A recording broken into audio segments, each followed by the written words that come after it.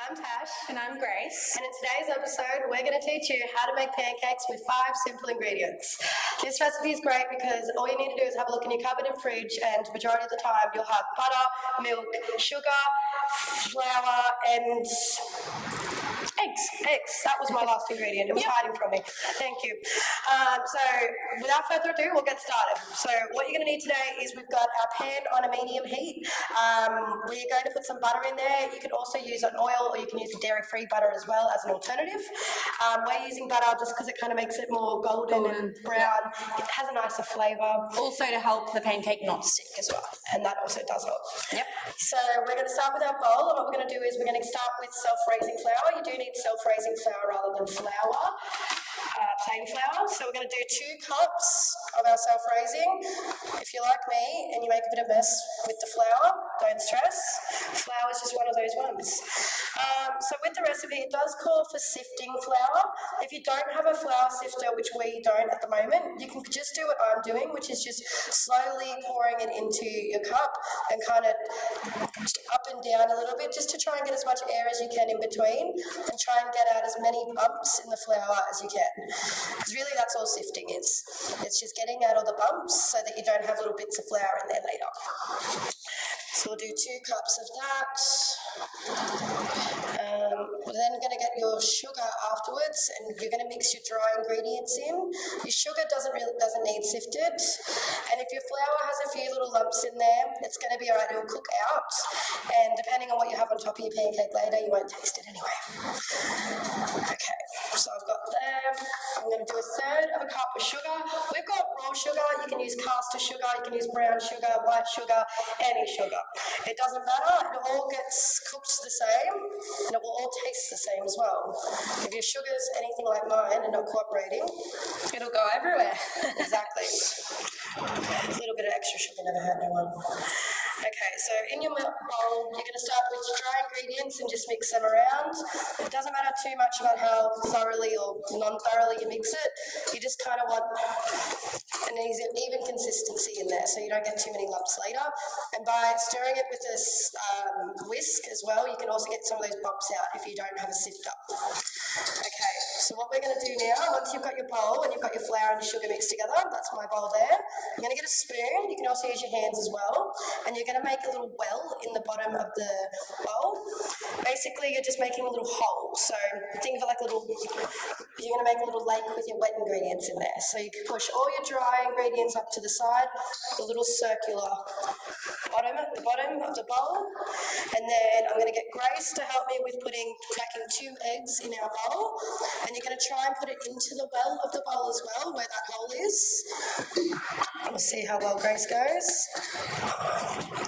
Perfect. Beautiful. Well, that cafe experience is paying off. Definitely. Or it's just I'm pretty excellent. You are very excellent. I am. Thank Now you, I'm going to Grace. change my gloves because I've handled eggs and they can carry some bacteria. Yep. And then we're going to get our milk. We're using full cream milk. You can use UHT milk. You can use alternative milk. You can even use like yogurt and Greek yogurt. I know my friend's done that as a high protein alternative. So yeah, we're just going to use 1 1/4 cups of milk, I should say. And it's okay if it starts to overtake all the flour and sugar in your bowl. So we're going to mix in well anyways. Exactly. And that's when you want to get your whisk. You're just going to slowly whisk your dry and wet ingredients together. And while Tasha's doing that, I'm just going to add some butter into the pan and get that mixed through. Yeah, you want to try and have your pan nice and hot and ready to go.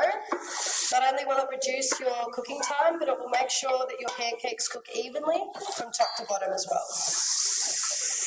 So when whisking as well, you're going to have a few lumps in there, and that's all right.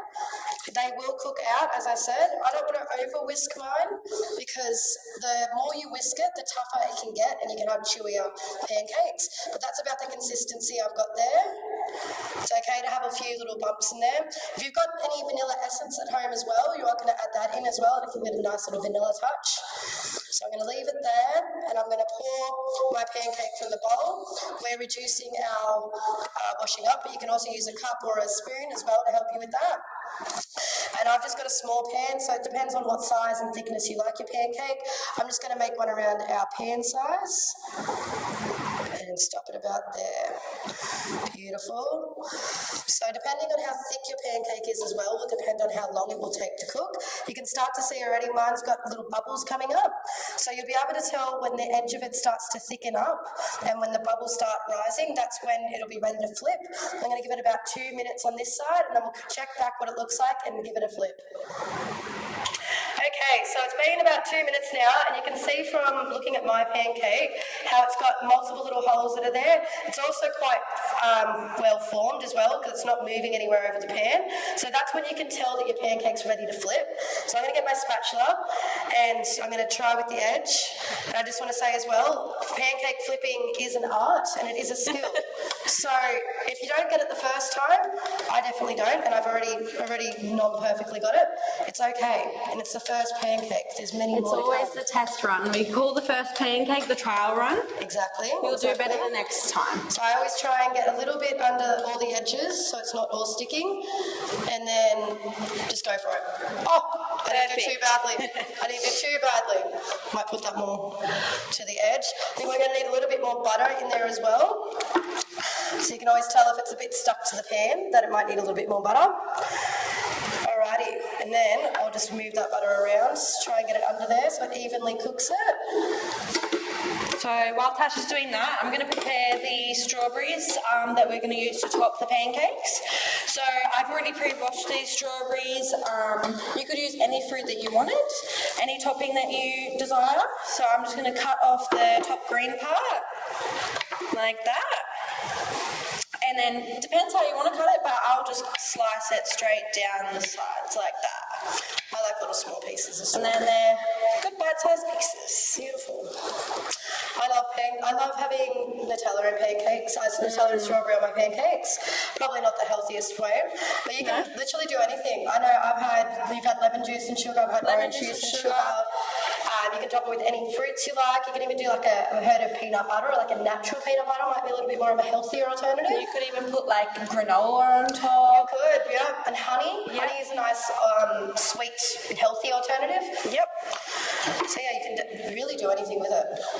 Alright, so I'm thinking that our pancake's going to be almost done. So one way that you can check that it's going to be done as well is you do similar to what I was doing earlier, kind of go under the edges and see how it forms. You can see if you can take it up a little bit and check the bottom. Okay, that one's not quite golden brown enough for me. A little bit longer. But yeah, it's about 2 minutes on each side, and then we can get ready to make another pancake. Woohoo! And they're so filling, and they're so easy. You can take them to lunch, you can take them for breakfast, on the go. I've had a good pancake on the go. You can roll it up, make it easier to travel with. You could also make them a lot smaller and have them as pikelets too. Very true. Yeah, I forgot about pikelets. I love little pikelets. So yeah, pancakes can be breakfast, lunch, dinner, they can be anything, and they're just so simple and easy to make. Once you get the hang of flipping, you can see mine's not a perfect pancake. It does get easier as well. So I'm going to take ours off and we'll see how well I've done. Not bad. It's not bad. It's not bad. I'll take it. It's not a perfect circle, but not everything in life is perfect. And then we can put our strawberries on there. We've just got a little bit of maple syrup as well because I couldn't help myself. I feel like you need to have maple syrup on pancakes. I'm going to grease up our pan ready for our next pancake as well over here. And then we can get Try? Yeah. I really want to try that. Smells delicious. It's so good, you can literally start eating while you have your other pancake cooking. I know I used to do that, and then by the time I got to sitting down, I was always too full. Okay. I'm gonna make that one a tiny bit smaller. That's delicious, Tash. Is it delicious? It looks delicious. I'm excited. I'm excited. That's really light and fluffy. Very fluffy. Yep. 4 ingredients, so simple, so good. Love it. I hope you enjoy your pancakes too, however you take them.